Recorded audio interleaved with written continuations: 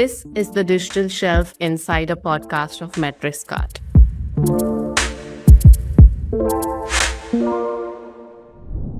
Most of us still think we're searching on Amazon, typing queries, comparing listings, and making choices. But something has already changed very quietly. Amazon is no longer a catalog we browse. It's becoming a personal agent that decides what to surface, what to exclude, and what to emphasize and what to remember about us. It learns what stages of life you're in, what you buy again, what you hesitate on, what a good recommendation looks like for you. And once a system remembers you, it doesn't wait for your next search. It begins shaping the shopper journey even before you begin it. So for shoppers, this looks like convenience.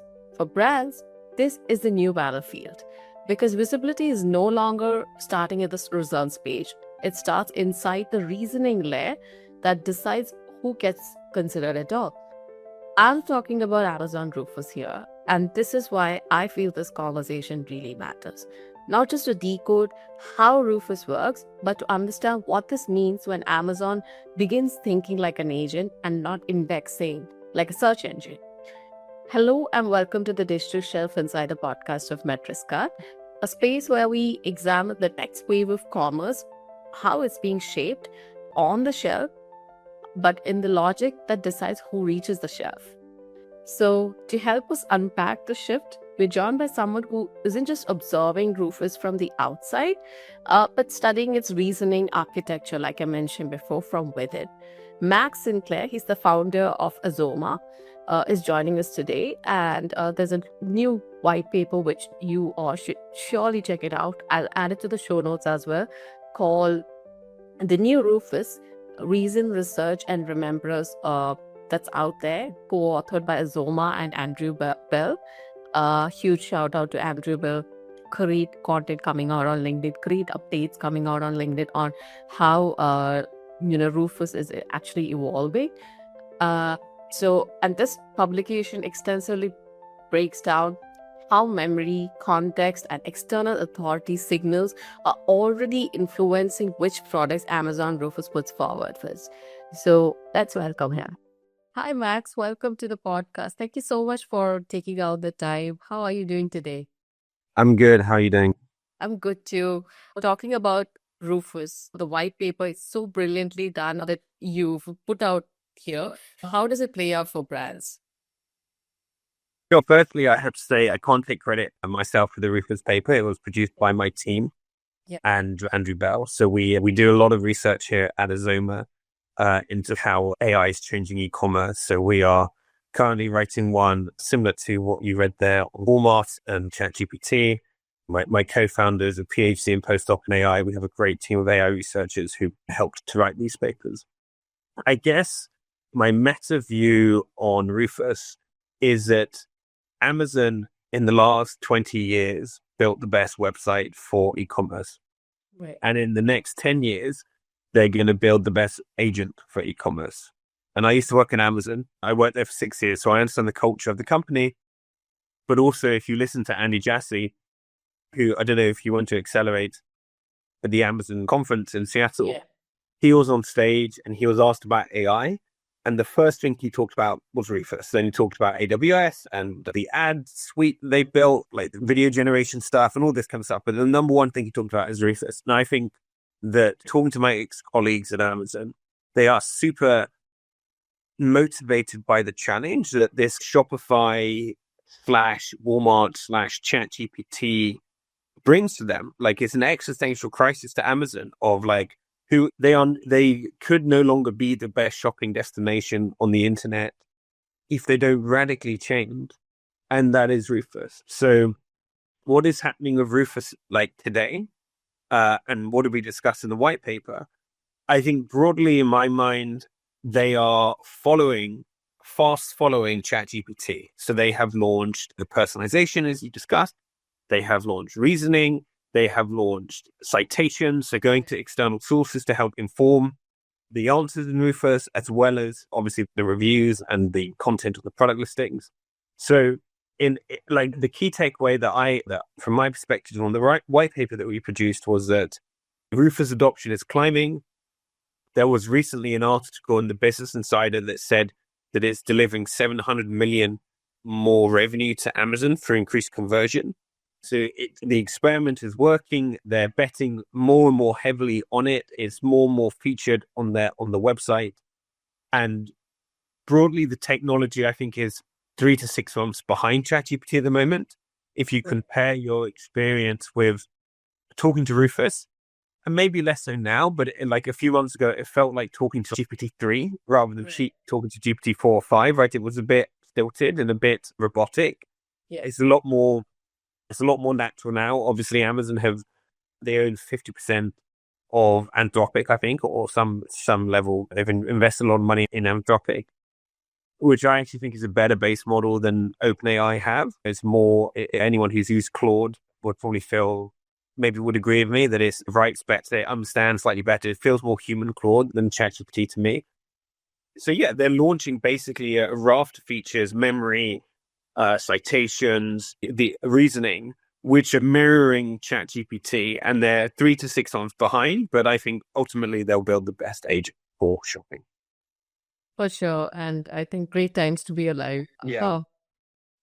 I was asking you my previous question, that most assistants reset every interaction, and Rufus builds a shopper profile over time, whether it's your interest areas, hobbies, and whatever it is. What does commerce look like for brands when AI remembers this sort of context? I think it speaks to how they have to optimize the content, right? And like, it's not just, if you read the Rufus patents and science papers as we have, and we quote in that white paper, but also Cosmo. I don't know if you're familiar with Cosmo and those science papers.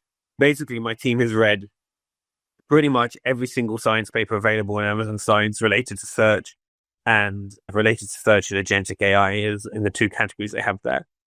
But yeah, like Rufus and other LLMs like ChatGPT really utilize memory now to deliver a more personalized experience.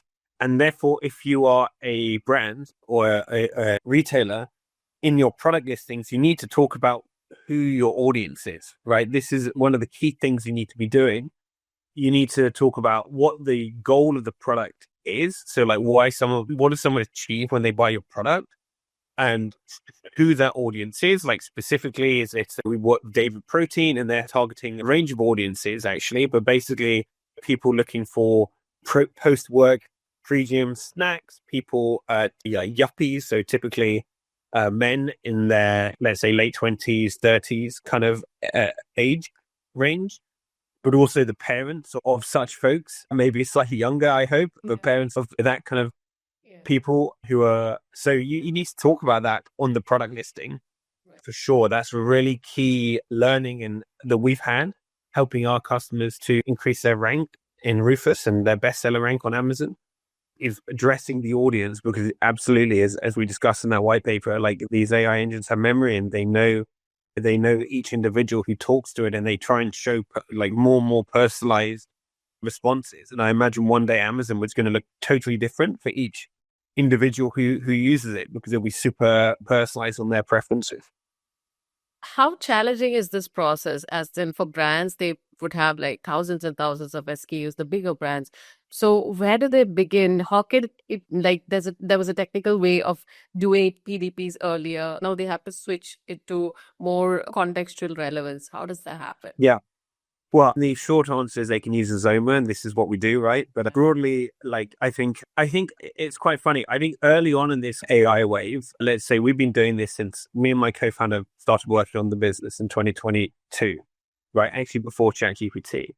And early on in this AI wave, let's say early 23, I saw this pattern where enterprise brands would be trying to build stuff in-house broadly, like in my conversations, L'Oreal and brands of that folks were, we built this agent, which not agent in those days, but like, we built this product listing generator internally. And actually the SMBs were more like, let's just use an off-the-shelf tool and let's just buy a tool and generate product listings at scale. And I see this has switched a bit, actually, in what I've seen in the market, whereas as the time has gone on and like maybe these enterprise brands did these experiments and actually realized, it's actually pretty hard to control for hallucinations and to maintain brand voice. and to ensure that you're addressing the semantic points in the listing, and also to continuously be updating this, because Amazon updates its requirements 300 times a year or something crazy like that. Like they switching requirements. So it's actually like quite a lot of ongoing work to build these agents, and therefore we're going to start buying a external software like Azoma. And at the same time, I think the SMBs who at the beginning were like, this is great, let me buy something and cut costs. I think, again, in my experience of the market, these guys are now more saying, oh, I will just build a custom GPT and I will put this into my own workflow. And there's a bunch of things wrong with custom GPTs. Like they can't hold much context. You can't link them to like external data sources. Yeah. So you can't link it to like audience data or prompt data in terms of what people are prompting to Rufus. So like, it's not a great solution if you want to really build something which is going to help you win a category, but it's free and easy, right? It's free and easy to do, and it's becoming more accessible. I've seen this switch over the last, let's say, 3 years. Of at the beginning, enterprise brands were like, this technology is really cool. We have an IT team or whatever. We're going to build something internally. And then they worked out that actually it's not their strength building AI. AI hallucinates. It's like trying to tame a wild beast. And therefore, it's probably better to go and buy something off the shelf where someone, like a provider, has done it like us. And on the flip side, the smaller brands, I can save a load of cost. I don't have to use any software. I can just use ChatGPT. It's free, and it's not going to be perfect, but it's free and quick. And I can like really customize it myself. And these guys, I think more and more are basically just using their own custom GPTs and everything else to do this. For sure, yeah. And that makes so much of sense, because building something is going to take so much of resource, time, and effort from their end. And you don't get the kind of results you would get from outsourcing or taking a service from a provider. Agree. Like ultimately, we have got 3 years of learnings from multiple customers. We're working with the likes of HP, Mars, Arla, Zappos, really Colgate, like big enterprises. But when we actually started off working with like smaller brand Amazon sellers that people probably would never have heard of. And we've got 3 years of learning of like testing and refining this. Right. Whereas, so yeah, like you can basically shortcut 3 years of a dedicated team of 20 trying to build by doing this. But again, we're not cheap, right? So I understand why many of my friends I have many friends who are Amazon sellers. I been going to all these events. Like I'm plugged into the community, and I know in the Amazon seller community, like these guys are being hit with everything. Like they're being hit with tariffs. They're being hit with rising costs from Amazon, and it's just been harder and harder. COVID was a boom, and it was like nothing in life is easy, but a lot easier to be successful as a seller. And like in 2025 with tariffs, and it's really hard. And therefore, I empathize the view of AI is cool and fun, and it's nice just spending some time there yourself, rather than doing all the like horrible hard stuff like moving a supply chain and like that kind of stuff. Yeah. There's another part that you mentioned in the white paper, which is about the reasoning path optimizations, designing PDPs that fit into the storyline that Rufus is building, if I'm right. What does a PDP written for Rufus reasoning actually include that today's PDP don't? Yes, so there's a paper which we drew upon, which is talking about subjective product needs in Rufus. I think it's called an AI agent for subjective product needs. Yeah. I'm just going to put it into Google very quickly. Yes, that's exactly. It's called a shopping agent for addressing subjective product needs. It's a paper that's on Amazon Science. Listeners can go and look at it. Yeah. And in that paper, they outline what are the things that Rufus is looking for. And if I just scroll to it quickly, they give 5. They give the adjective or like the property. So is it and this is quoting directly from the paper, a large lunchbox, a sturdy table, a colorful dress, like what describing the product. The event people use it for, such as like an Easter dress, a pregnancy clothing, Christmas sweater, Halloween coming up, right? Halloween candy. The activity, running shoes or gaming chair. Like what activity will people be doing in using this product? The goal or the purpose they have, such as weight loss or like office organizer. Like what are they trying to achieve with this product? And then finally the audience, which we discussed in the previous question. So those are the 5 things: property, event, activity, purpose, and audience that people need to address on their product listings. And what they don't need to do anymore is try and stuff in long tail keywords that they think have high volume and say the same thing in repeated different ways. So, for example, in Christmas, saying Father Christmas, Santa Claus, a stocking filler, basically repeating the same word over and over again, trying to target like different keywords, because the LLMs like have context, they have reasoning, they understand. If you say one of those things, like Christmas sweater, they get the context of all the others. So you should spend your time talking about the property, the event, the activity, the purpose of the audience, and not trying to find like all these different keywords for saying the same thing in the hope to rank on a bunch of different keywords. Wow, that makes so much of sense. Can probably say old SEO is dead. Yeah, like it's funny that people really hate saying this, but it's like completely my view, because like at the beginning, Amazon worked a bit like a directory where you would click for each browse node to see the products, right? So you'd go in home, then kitchen, then pantry, and then look at stuff, right? Yeah. And that was how the internet was organized. Like AOL and Ask Jeeves and other websites back then had this directory type experience. And then the search bar came in, which was based off keywords, and which Google innovated and then Amazon adopted in e-commerce and like totally revolutionized. But just because that's how it's been for the last 20 years does not mean that's how it's going to be in the future. And it wasn't how it was before that. And certainly like we're moving to this conversational LLM based experience. I think that will be the next few years, which by the way, we're already in now, right? So it's not like this is happening. This is like where we are being sincere since 2024, 2023, 2024. And then we're probably going to move into an agentic world soon where we are using agents like ChatGPT's browser, Atlas, or Perplexity's Comet, or something like this to do a lot of the shopping for us. Or Apple or whoever may launch an agent where it's like doing a lot of activities for us. And that's where we're probably going to go in the near term, in the future. But yeah, like how technology, like the fundamentals of technology and like the stuff that which is best at it each time changes. And yeah, like people should not expect that just because something worked for the last 20 years, it's going to work for the next 10 years or 2 years or now. And that's just the nature of life. There's also this point that's stressed in the paper about how Rufus is fetching information from external sources when there's research and reasoning. Yeah. So what does that mean for brands?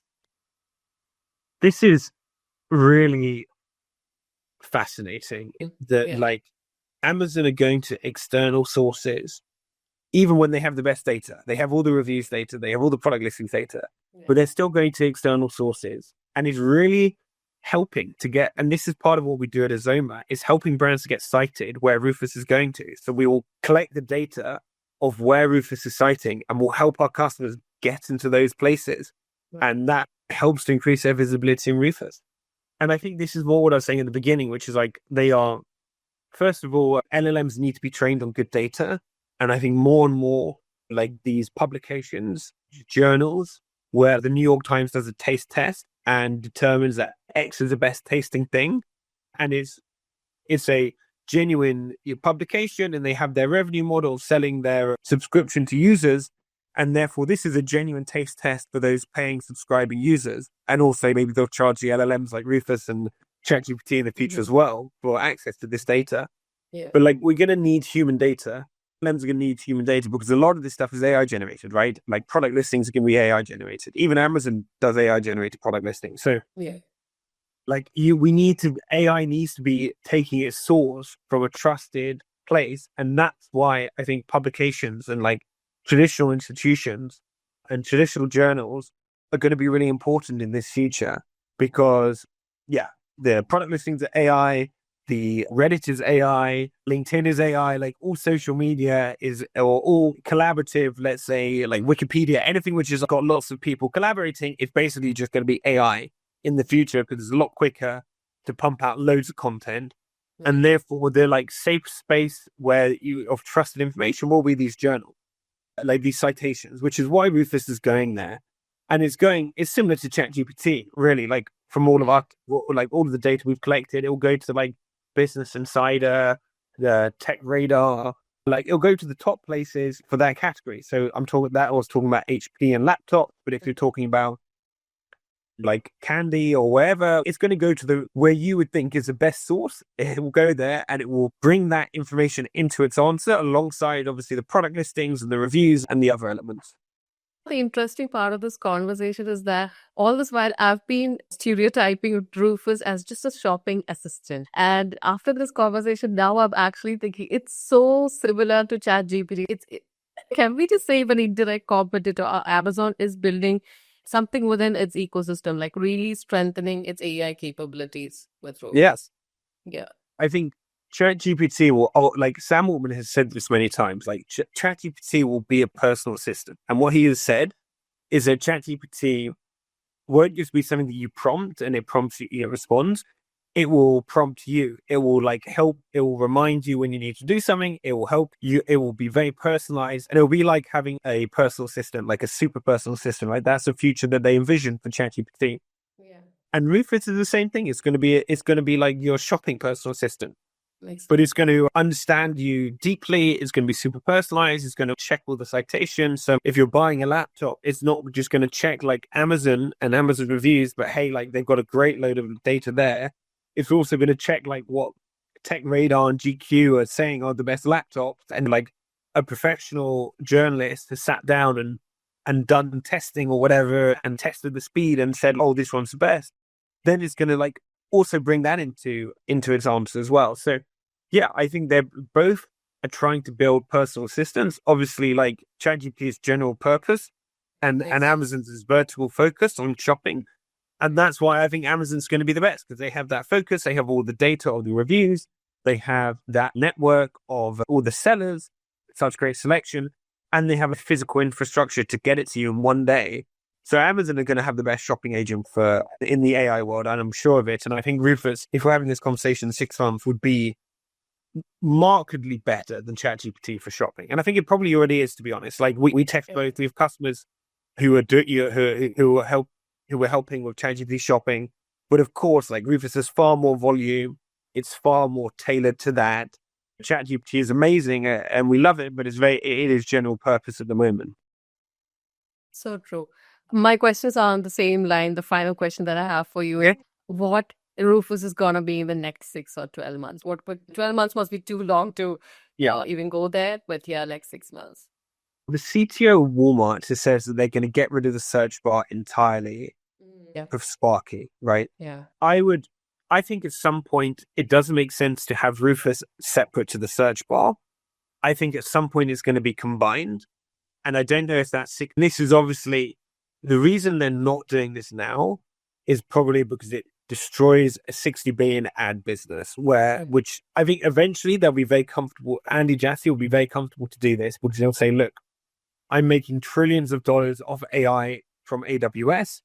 I'm making hundreds of millions. They already said they're making probably billions of dollars from increased conversion through Rufus. And yeah, I'm making tens of billions currently in ads, and I'm going to take that away if I have an answer engine, which basically people ask a question, it gets an answer. But I think they will get to that point. Maybe it's 12 months, maybe it's 24 months, maybe it's 3 years, but they'll get to that point eventually where they're comfortable making that trade-off and having you ask a question about a product and you get an answer, and that's the best product for you personally, and it's scanned the entire of Amazon plus all the external sources on the internet to be like, this is what you need. And by the way, I remember that you bought all of your furniture with Amazon and everything is white. So I'm going to recommend you a white chair because it will fit with your aesthetic. And I know that you typically like to buy on the higher end. So this is like a better quality, and that you have a kid, so it's not got any sharp edges and blah, blah, all this stuff, right? So you're just going to be like, okay, Amazon Rufus telling me to buy this. I really trust that this is the best thing. Yeah. I don't need to scroll through like a page of loads of similar stuff. I could probably still do it. Like maybe they have the traditional search experience in there. It goes see more like this, and you click on it, you just scroll through like hundreds and hundreds of the same product. But ultimately, like at Amazon, like all of this stuff is made in the same factory in China. So you look at white chair on Amazon, it's all going to be like from the same factory, just with different sellers' logos on it. So it's like the illusion of choice. But in reality, it's like it's a lot of the same stuff, right? So yeah, I think that the future will be Rufus, as the Walmart CTO has said, as the dominant shopping experience. The data shows that it's like 15 to 25% of searches at the moment, depending on the demographic. In the future, that'll be 100% for everyone. And how quickly we get there, we'll see. What a wonderful conversation, Max. Totally loved it. And I'm sure our audience feel the same. Thank you so much again for taking the time to join us. Just loved it. Thank you. Pleasure to talk to you. What Rufus is doing right now is quietly rewriting the rules of discoverability, not by changing the interface, but by changing who gets surfaced before the scroll even begins. And that means brand strategy now lives in a different layer. Not how you look when you're found, but when you're selected before you're visible. Because once the agent does the narrowing, your competitor is no longer the product next to you on the PDP. It is the product the system never lets you stand beside. For brands, this is not like a search problem anymore. It's a qualification problem, a relevance problem, a context problem. The brands that win here will be the ones who understand how the reasoning path is built and design their presence to fit the story the agent is actually constructing. Max, thank you so much for taking out the time, for the clarity, for the framework you brought to this conversation. And everyone listening, this shift is already underway, like I mentioned. And the question for every brand now is simple: will you still be chosen once the page never shows the alternatives? Thank you for tuning in on the Dish to Shelf Insider podcast by Metriscap. I'll see you next week.